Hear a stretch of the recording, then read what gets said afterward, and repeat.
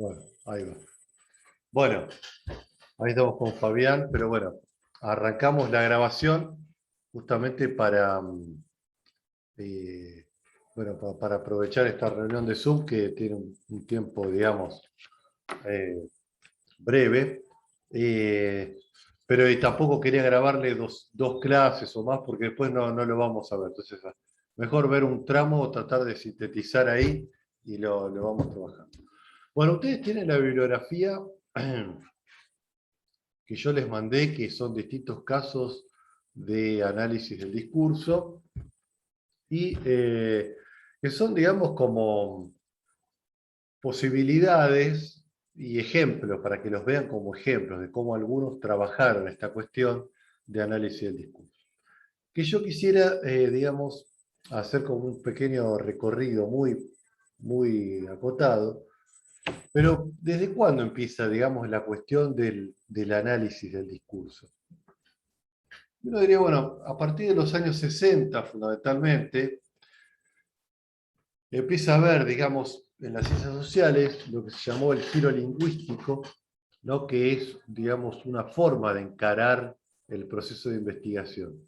Y el giro lingüístico tiene que ver con una serie de preocupaciones de algunos autores, y una serie de inconsistencias que empiezan a encontrar, sobre todo con las perspectivas, vamos a llamarles, más estructuralistas, ¿no? Es decir, el marxismo clásico, la teoría funcionalista, ¿no? Eso, digamos, empieza, digamos, a entrar un poco en tensión a mediados de los años 60, podríamos poner como inicio, y empieza a dar lugar, digamos, a una serie de perspectivas teórico-epistemológicas que se empezó a denominar en primera instancia como postestructuralismo, ¿no?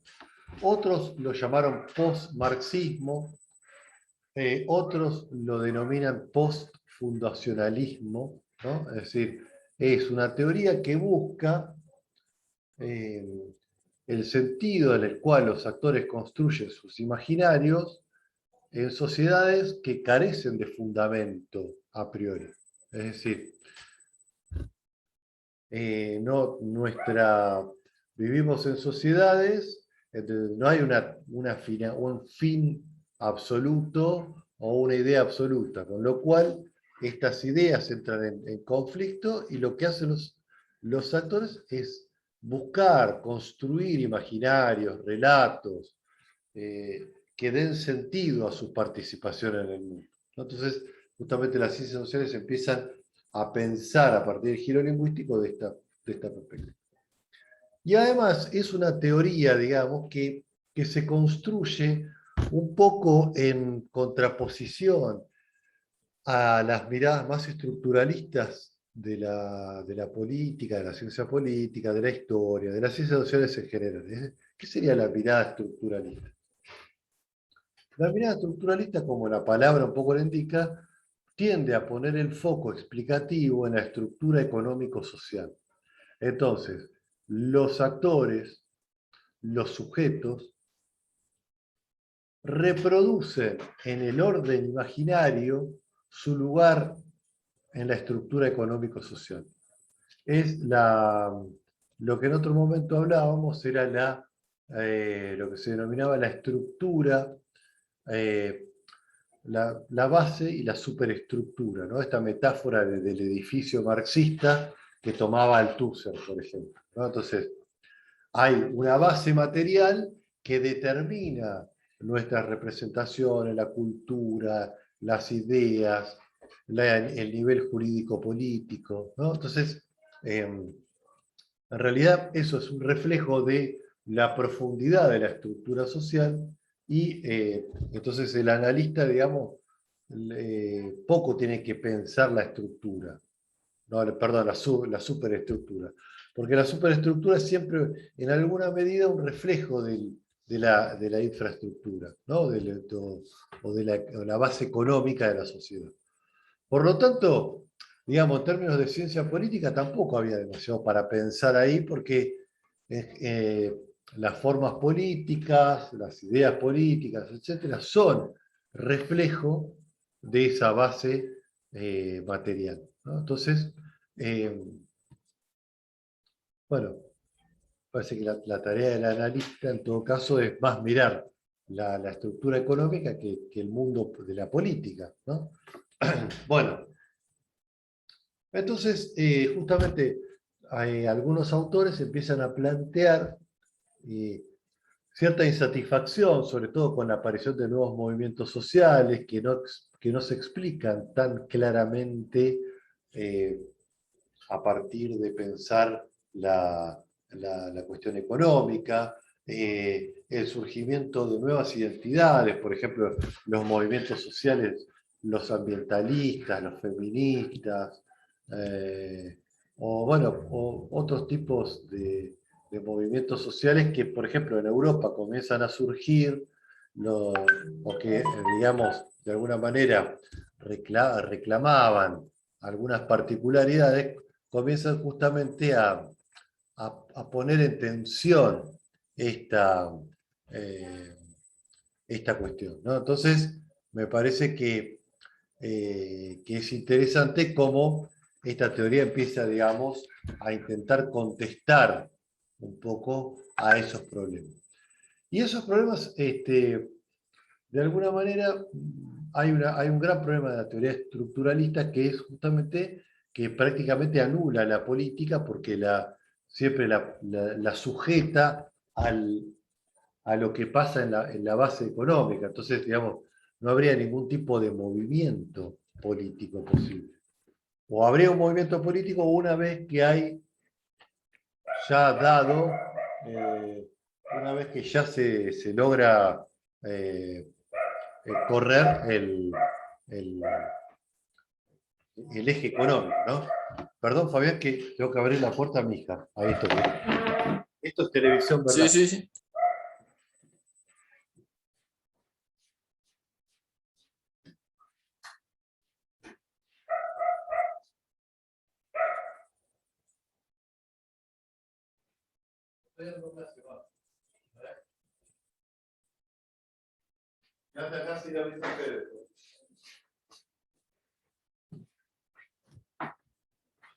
Bueno, estas cosas de la virtualidad. Ahí está. Ahí entró también Lucía.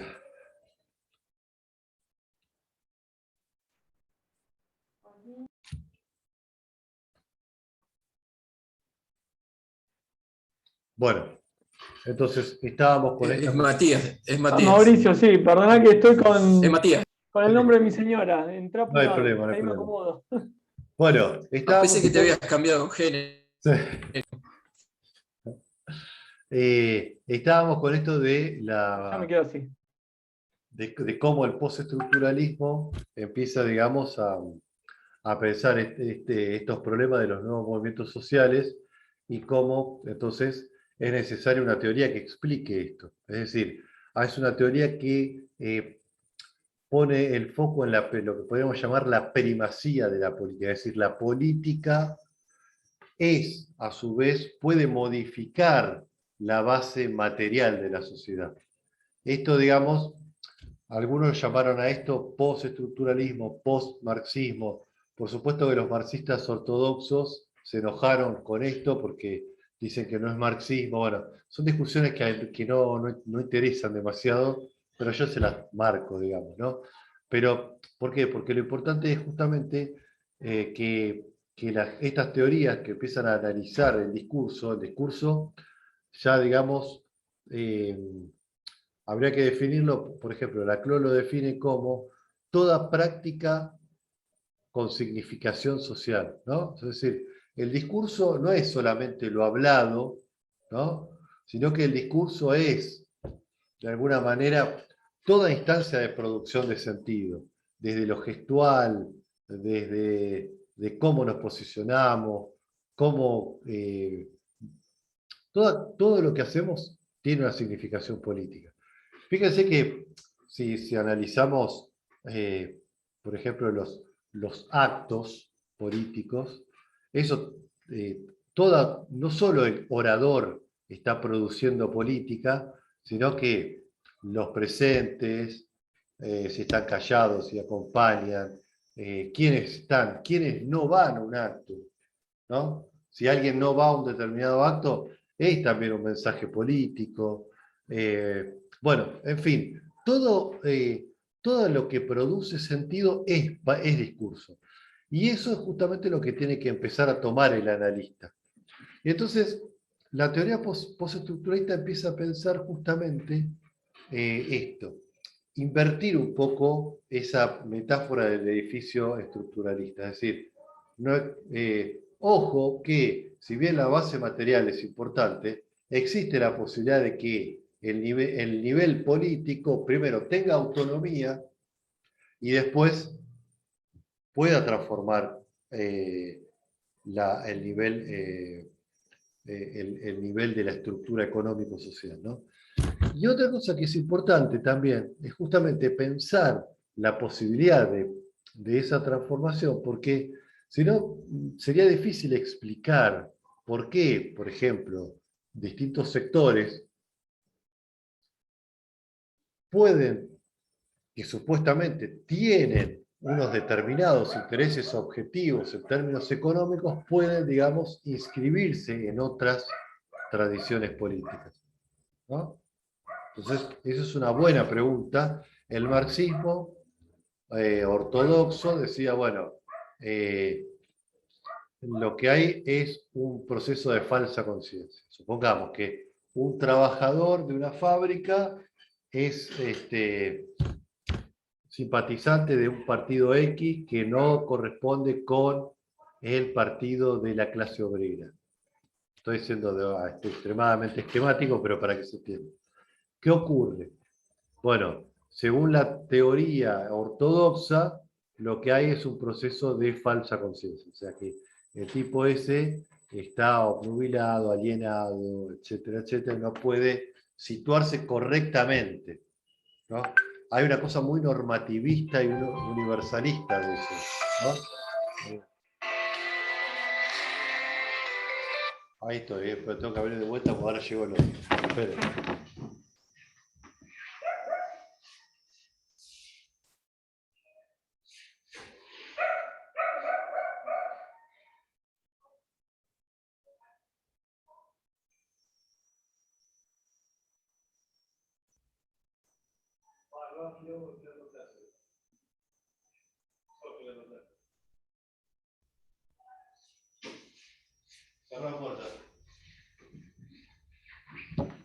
Perdón, pero llegaron cada uno después del gimnasio.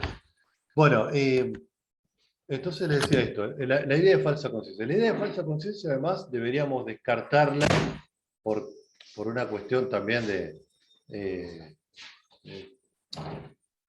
digamos, ¿cuál es nuestro lugar para juzgar quién tiene conciencia correcta o no, digamos, ¿no? Y aparte porque es poco interesante en términos analíticos andar diciendo por ahí, digamos, andar etiquetando, juzgando a las personas, personas equivocadas o personas que saben defender sus intereses, digamos, ¿no?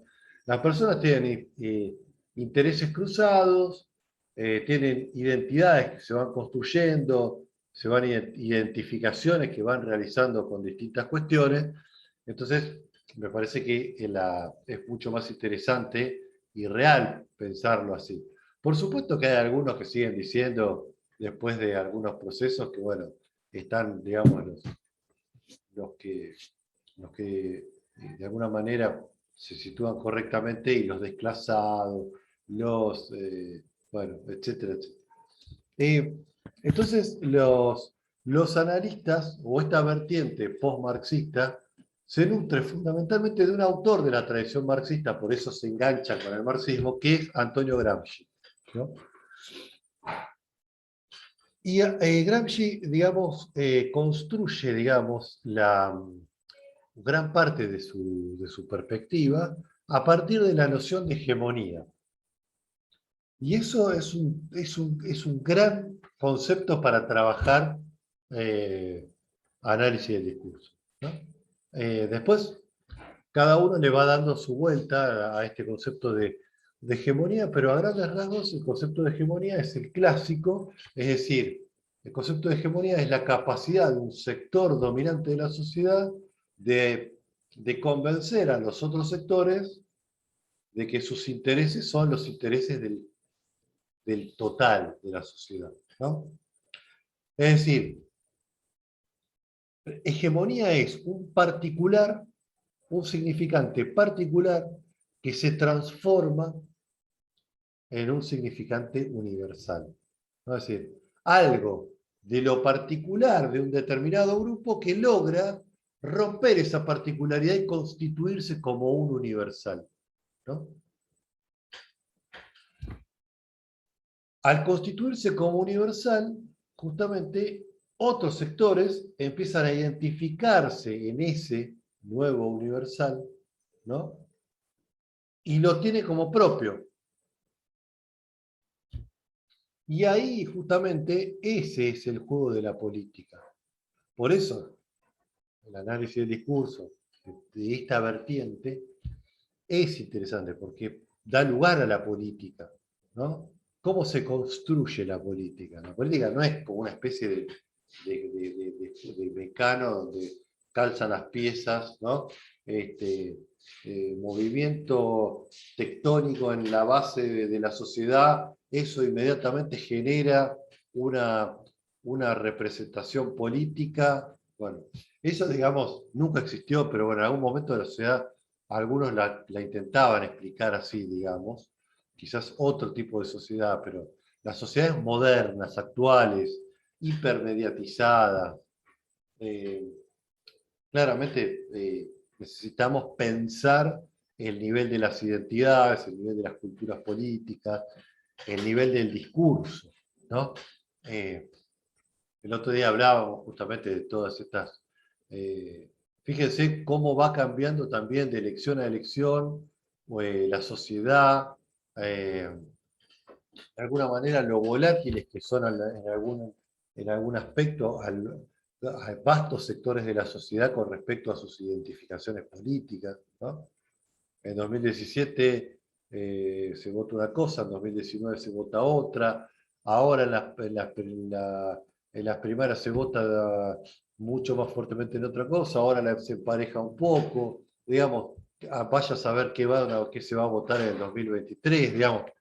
Tiene que ver también con sociedades que construyen también sus vínculos de manera más efímera, ¿no?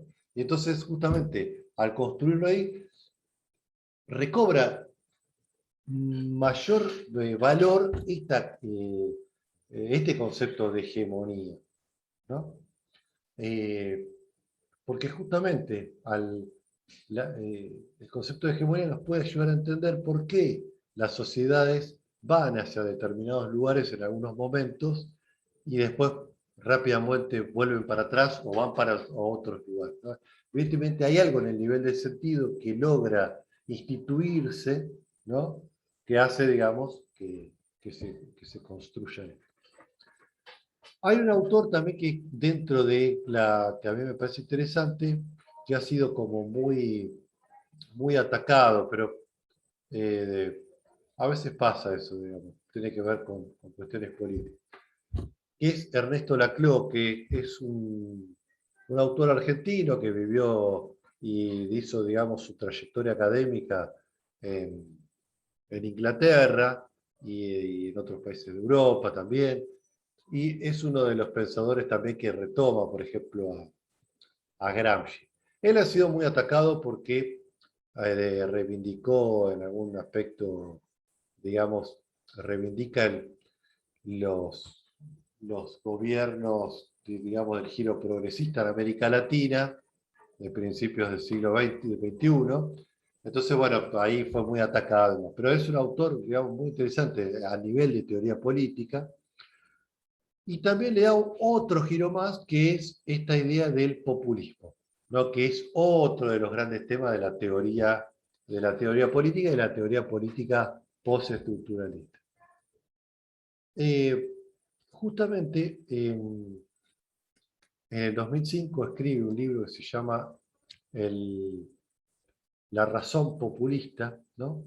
Para, de alguna manera, contestar a visiones como muy institucionalistas de la política que veían en algunos gobiernos que producían avances significativos, pero veían solamente, digamos, una cuestión como de disrupción del orden institucional, ¿no? Entonces, y otra vez esta cuestión de la irracionalidad. Entonces, la razón populista es un nombre que tiene esta respuesta que él da. Es decir, el populismo no es irracional, sino que tiene una lógica, tiene una racionalidad, y tiene una lógica hegemónica de construir las identidades políticas. Y ahí nos vamos de vuelta a Gramsci. ¿Qué significa esto? Justamente, él dice, bueno, las identidades se construyen a partir de demandas. La sociedad, hay en la sociedad desperdigada demandas, ¿no? Esas demandas son como la unidad mínima de las identidades políticas, ¿no? Entonces, los procesos políticos que construyen hegemonía logran, de alguna manera, anudar esas demandas y romper ese particularismo que las contiene, ¿no? Y empezar a construir desde esa demanda, articulándolas, un gran significante vacío, ¿no? ¿Significante vacío qué es? Es un significante justamente que tiene la posibilidad de ser significado por los sujetos de manera diversa, ¿no? A ver, voy a poner un ejemplo porque si no, no sé si se entiende. ¿Me siguen más o menos lo que estoy diciendo? Estoy hablando... ¿sí? Por ejemplo, si hablamos de proyecto nacional, por ejemplo, todos los grandes eslóganes pues, juegan un poco con esta idea. Yo digo proyecto nacional, país serio, por la recuperación de la Argentina, supónganse bien, ¿no? Eso, digamos, es un significante vacío en el sentido que busca tocar ciertas fibras sensibles